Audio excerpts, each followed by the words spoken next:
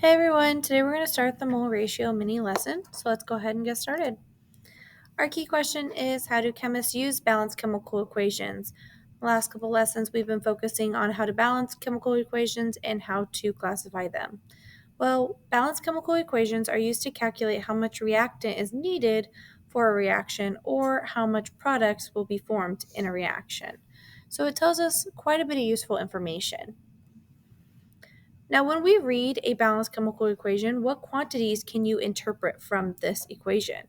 Well, a balanced chemical equation can be interpreted in terms of a bunch of different quantities, including telling me the number of atoms, molecules, formula units, moles, and mass. And these are all relative quantities to one another. So, for example, I did pull this out of the textbook that I teach out of. If you were given the balanced chemical equation of 2H2 as a gas plus oxygen as a gas yields water, this 2 out front for the coefficient, the understood 1 here and the 2, we can say that this is 2 molecules of hydrogen gas. Or we could also use it as a mole interpretation and say 2 moles of hydrogen gas. Same thing here with oxygen. You have 1 molecule of oxygen and 1 mole of oxygen. Now, the coefficients of a balanced chemical equation can be used to convert between quantities of reactants and products in a chemical equation. So far, all the conversions that we've been working on deals with one compound or one substance. So going from grams of calcium to moles of calcium, or grams of calcium to liters of calcium. But mole ratio is a conversion factor that we can use to actually convert from one substance to a completely different substance. Again, we get mole ratio from our coefficients. So here we're going to look at the mole ratios using the balanced chemical equation for the production of ammonia, which is N2 gas reacting with hydrogen gas to form, again, ammonia NH3. The 3 mole ratios that we can actually derive are the following.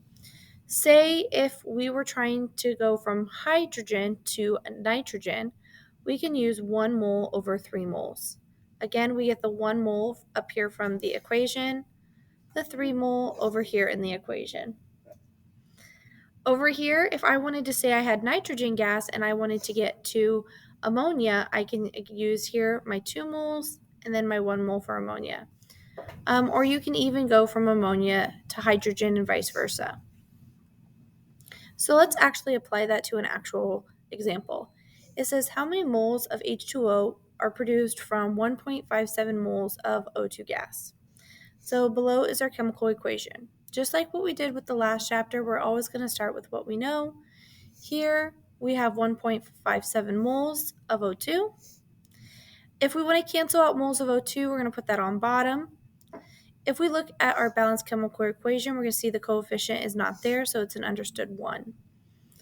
On top, it says moles of H2O is what we're trying to get to. So here we're going to put 2 moles of H2O from the 2. And when you multiply those, you get about 3.14 as your final answer. So let's try this example. It says how many moles of NH3 are produced when 0.6 moles of nitrogen reacts with hydrogen.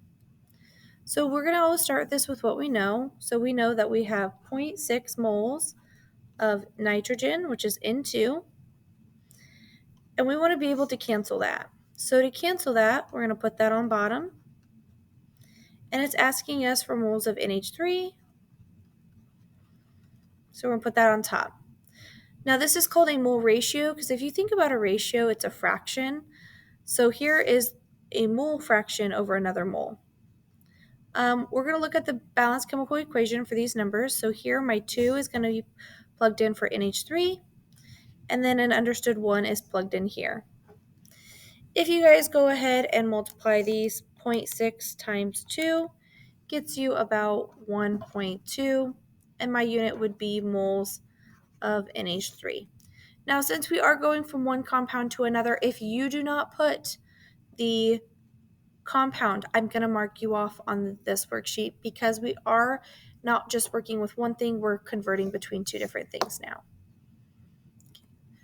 Here is the last example. If you guys want to, you can pause the video and try it yourself. but once you're ready, unpause it and we'll go through the answer.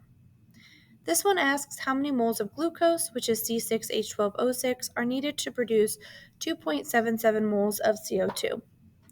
Just like any conversion, we're going to start with what we're given. So you should have started with 2.77 moles of CO2 and set up our little conversion.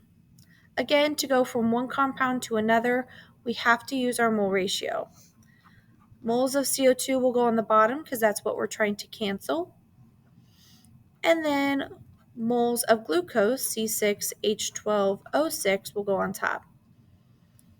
Then we're going to look at our coefficients here.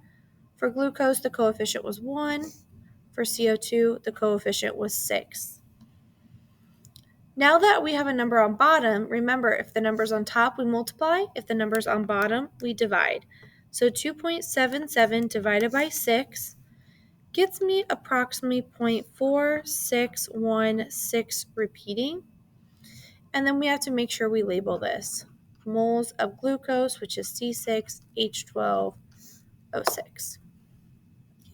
So that's the ending of today's lesson. It kind of introduced why we need to understand balanced chemical equations and then how they are helpful. So if you have any questions, please let me know, and I hope you guys have a great day.